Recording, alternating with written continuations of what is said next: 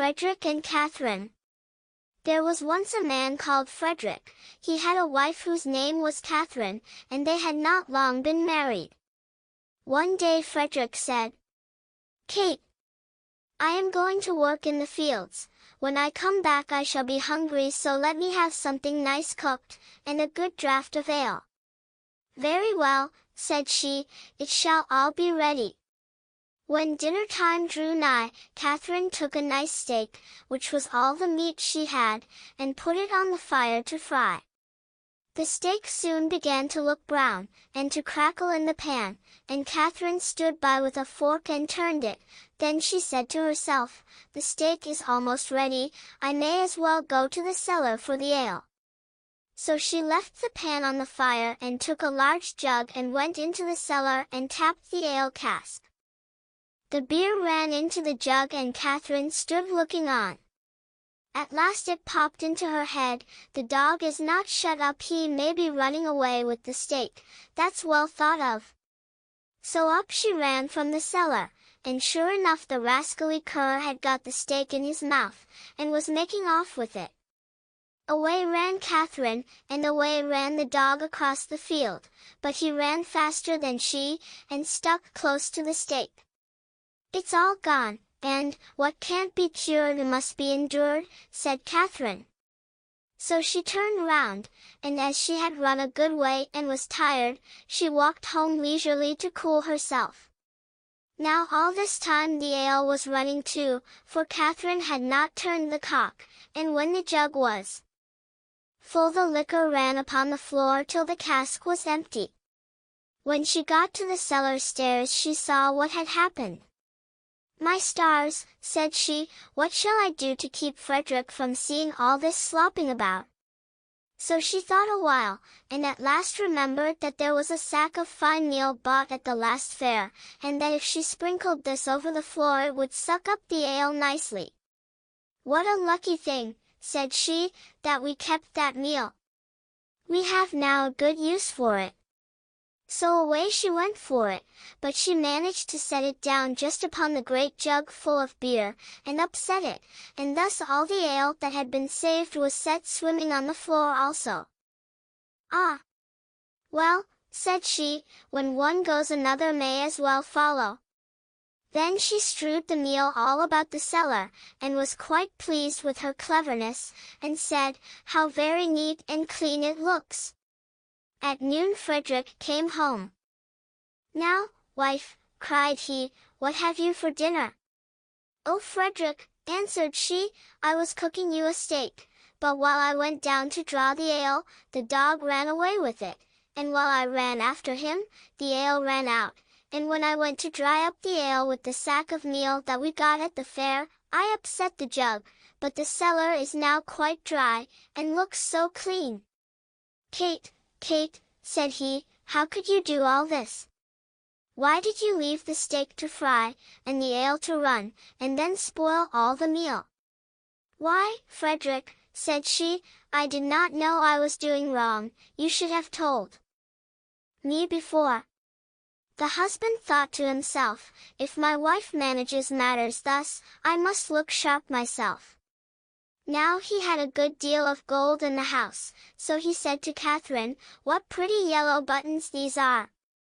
I shall put them into a box and bury them in the garden, but take care that you never go near or meddle with them." "No, Frederick," said she, "that I never will." As soon as he was gone, there came by some peddlers with earthenware plates and dishes, and they asked her whether she would buy. "Oh dear me, I should like to buy very much, but I have no money. If you had any use for yellow buttons, I might deal with you." "Yellow buttons," said they, "let us have a look at them. Go into the garden and dig where I tell you, and you will find the yellow buttons. I dare not go myself." So the rogues went, and when they found what these yellow buttons were, they took them all away, and left her plenty of plates and dishes. Then she set them all about the house for a show, and when Frederick came back, he cried out, "Kate, what have you been doing? "See," said she, "I have bought all these with your yellow buttons, but I did not touch them myself, the peddlers went themselves and dug them up." "Wife, wife," said Frederick, "what a pretty piece of work you have made! Those yellow buttons were all my money, how came you to do such a thing?" "Why," answered she, "I did not know there was any harm in it, you should have told me." Catherine stood musing for a while, and at last said to her husband, "Hark ye, Frederick, we will soon get the gold back, let us run after the thieves." "Well, we will try," answered he, "but take some butter and cheese with you, that we may have something to eat by the way." "Very well," said she, and they set out, and as Frederick walked the fastest, he left his wife some way behind. "It does not matter," thought she, "when we turn back, I shall be so much nearer home than he." Presently she came to the top of a hill, down the side of which there was a road so narrow that the cart wheels always chafed the trees on each side as they passed. "Ah, see now," said she, "how they have bruised and wounded those poor trees, they will never get well." So she took pity on them, and made use of the butter to grease them all, so that the wheels might not hurt them so much. While she was doing this kind office, one of her cheeses fell out of the basket, and rolled down the hill. Catherine looked, but could not see where it had gone, so she said, "Well, I suppose the other will go the same way and find you, he has younger legs than I have." Then she rolled the other cheese after it, and away it went, nobody knows where, down the hill. But she said she supposed that they knew the road, and would follow her, and she could not stay there all day waiting for them. At last she overtook Frederick, who desired her to give him something to eat. Then she gave him the dry bread. "Where are the butter and cheese?" said he. "Oh," answered she, "I used the butter to grease those poor trees that the wheels chafed so, and one of the cheeses ran away, so I sent the other after it to find it, and I suppose they are both on the road together somewhere." "What a goose you are to do such silly things," said the husband. "How can you say so?" said she, "I am sure you never told me not."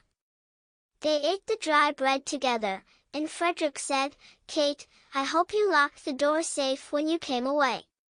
"No," answered she, "you did not tell me."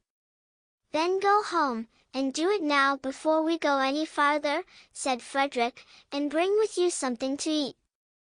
Catherine did as he told her, and thought to herself, "By the way, Frederick wants something to eat, but I don't think he is very fond of butter and cheese. I'll bring him a bag of fine nuts, and the vinegar, for I have often seen him take some."